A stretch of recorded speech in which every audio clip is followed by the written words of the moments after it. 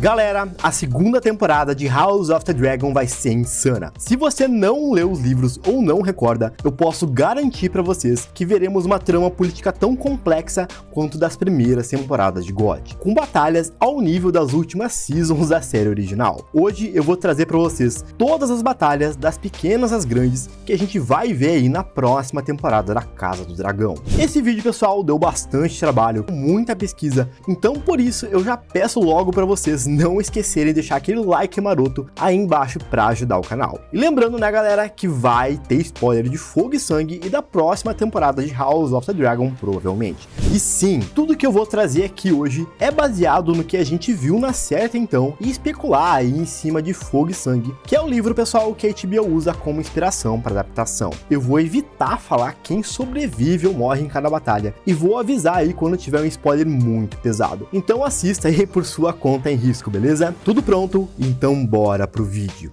E antes de tudo, pessoal, eu quero recapitular com vocês como acabou aí a primeira temporada de House of the Dragon. No último episódio aconteceu o Conselho Negro, onde o Corlys declarou apoio para Rhaenyra Targaryen e traçou o primeiro passo da guerra, que deve ser bloquear a região da Baía do Água Negra e sufocar a capital.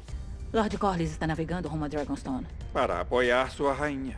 Então, toda a comida e mantimentos não devem chegar até Porto Real. O Daemon, por sua vez, teve uma postura bem mais agressiva. Desde o começo, ele queria ir guerra mesmo. O Daemon tem uma grande preocupação com os dragões que estão sem montadores lá em Dragonstone. Ele sabe que é um desperdício para a guerra e que eles vão precisar desses dragões. No entanto, no começo, pessoal, ele vai focar em eliminar as forças verdes por Westeros e demarcar o território para os negros. E é ele, o Daemon Targaryen, que vai dar impulso aí para a Dança dos Dragões nessa primeira temporada. Passou despercebidos por muitos, porém Daemon enfatiza muito Harrenhal, que é um castelo gigante que fica bem aí no centro de Westeros. Por isso, ele é mega importante para a Dança dos Dragões. Primeiramente, para abrigar todos os exércitos das pequenas às grandes casas, quanto aí das terras fluviais, como também aí do vale e até mesmo os apoiadores que vão vir do norte. Por isso, o primeiro grande conflito que devemos ver aí na segunda temporada de House of the Dragon será a grande tomada de Harrenhal. Harrenhal, em House of the Dragon, como a gente viu, é a sede da Casa Strong, a mesma casa aí do Larys, o Pé Torto, que por sua vez se tornará o mestre dos sussurros do rei Aegon II. O Simon Strong, portanto, pessoal, que é um personagem que não apareceu ainda na série, ficou aí nos livros como o protetor desse castelo lá em Harrenhal. Essa batalha envolveu aí basicamente o príncipe Daemon e o seu dragão, o Caraxes, contra a Casa Strong.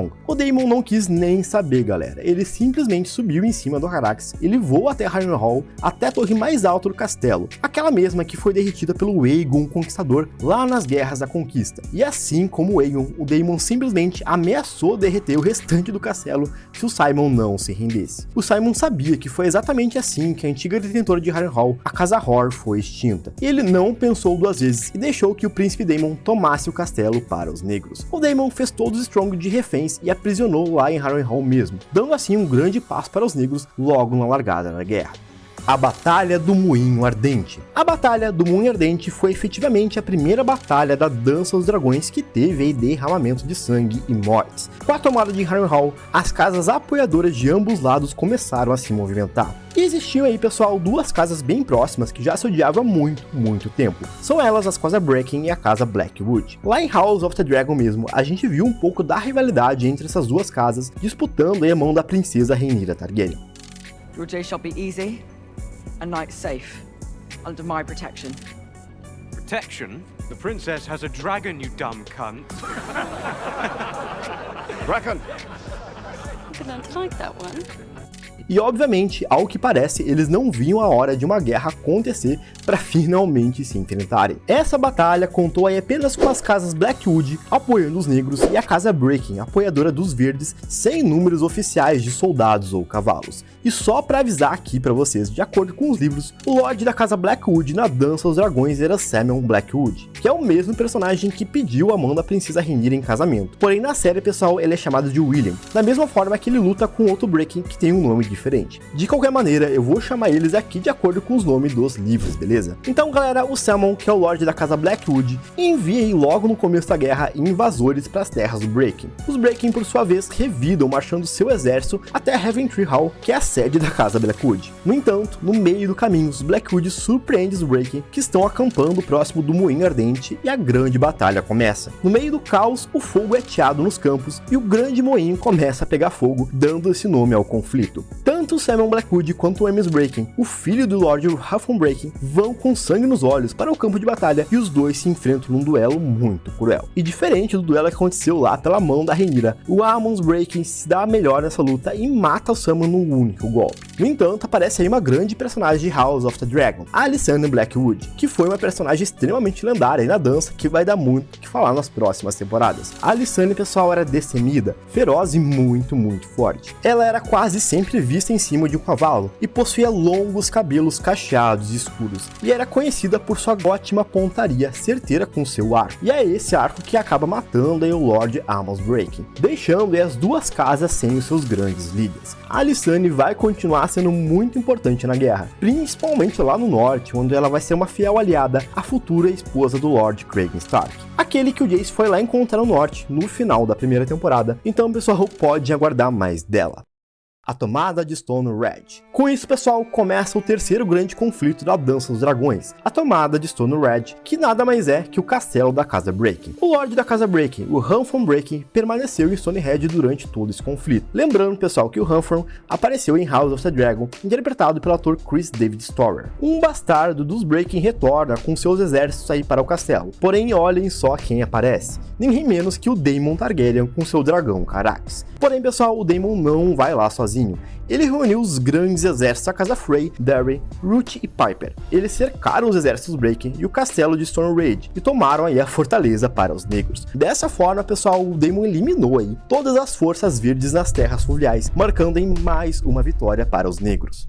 O saque de Val do ocaso. E sim, galera, pelo menos até agora, nos livros, nessa parte, os negros se saíram bem melhor e vencendo. E eles que realmente começam vencendo a Dança dos Dragões, pelo menos até aqui. Porém, os verdes não ficaram parados. O Aegon Targaryen viu tudo isso, todas essas vitórias para os negros, ganhando espaço e ficou extremamente zangado. A primeira coisa que ele fez foi demitir o seu avô, o Otto Hightower, da sua posição como mão do rei. No lugar, ele colocou ninguém menos que o Sir Criston Cole, que por sua vez começou a ter uma postura bem mais agressiva, assim como o Daemon, e assim as coisas começaram a mudar. A primeira coisa que o Criston Cole fez foi tomar os vilarejos e castelos que haviam declarado apoio para Rhaenyra Targaryen, que estavam aí próximos de Porto Real. Os primeiros castelos a caírem foram de Roseby e Stokeworth, que ficavam bem ali do lado de King's Landing. Eram castelos bem pequenos, com pouca defesa, e o Sir Criston Cole não teve dificuldade alguma aí para saqueá-los e tomá-los para os verdes. Porém, ele só estava começando. A essa altura, pessoal, o Criston Cole contava com 100 cavaleiros, 500 homens armados e mais de 1.800 mercenários. Após tomar o castelo, ele levou aí também as forças rendidas para o campo a favor dos verdes, deixando o exército dos verdes maior ainda. Em seguida, o Criston foi até Val do Ocaso, uma cidade que era bem importante devido aos seus portos. O Aegon enviou mais reforços, e os mercenários saíram de 1.800 para 2.400,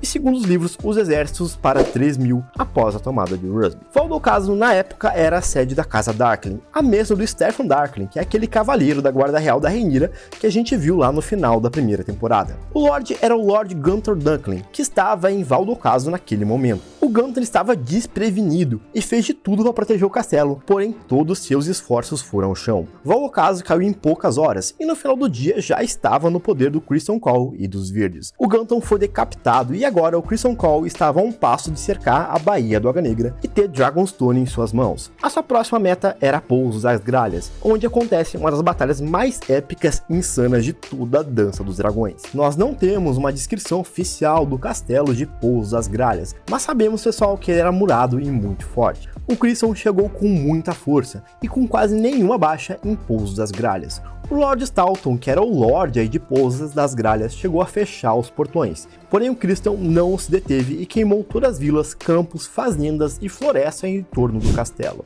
E bem, pessoal, só pra avisar que a partir daqui a gente vai ter spoilers pesados, com mortes e reviravoltas que vocês talvez nem imaginem.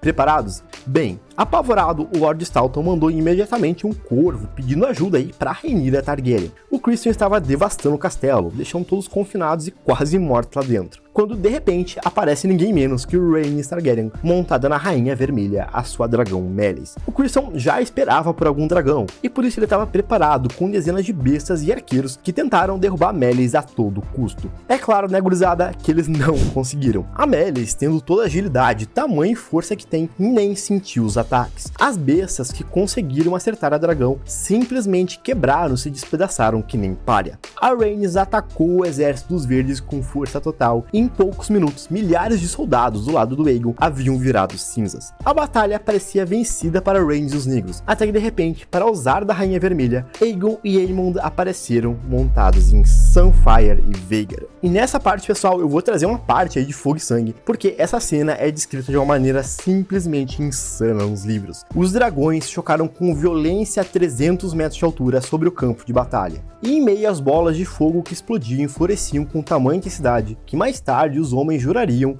que o céu estava cheio de sóis. A mandíbula Khaleesi de Meleys se fechou no pescoço dourado de Sunfyre por um instante, até que Vhagar se abateu sobre ele das alturas. Os três monstros despencaram em espiral ao chão. Eles atingiram o solo com tanta força que caíram pedras das ameias de pouso às gralhas a meia légua de distância. Quem estava mais perto dos dragões não viveu para contar a história, e quem estava mais longe não conseguiu enxergar, devido ao fogo e à fumaça. As chamas levaram horas para se abaixar, porém naquelas cinzas apenas Vhagar emergiu ilesa. Meleys estava morta, quebrada pela queda e estilhaçada no chão. E Sunfyre, aquela esplêndida criatura dourada, teve uma das asas quase arrancada do corpo, enquanto seu cavaleiro real sofrera fratura das costelas, da bacia e queimaduras que lhe cobrariam metade do corpo. O braço esquerdo era pior, as chamas de dragão haviam ardido com tanta força que a armadura do rei se fundiu à carne.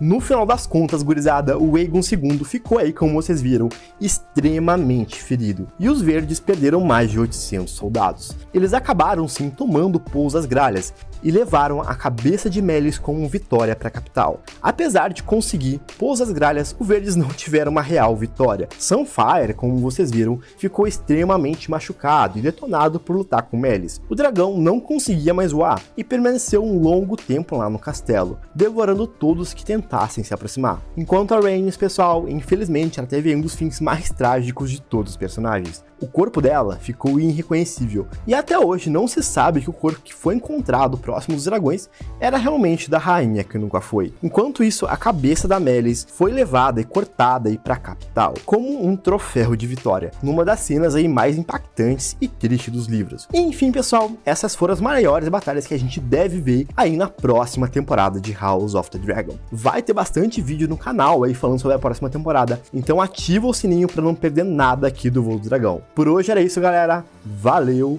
e fui!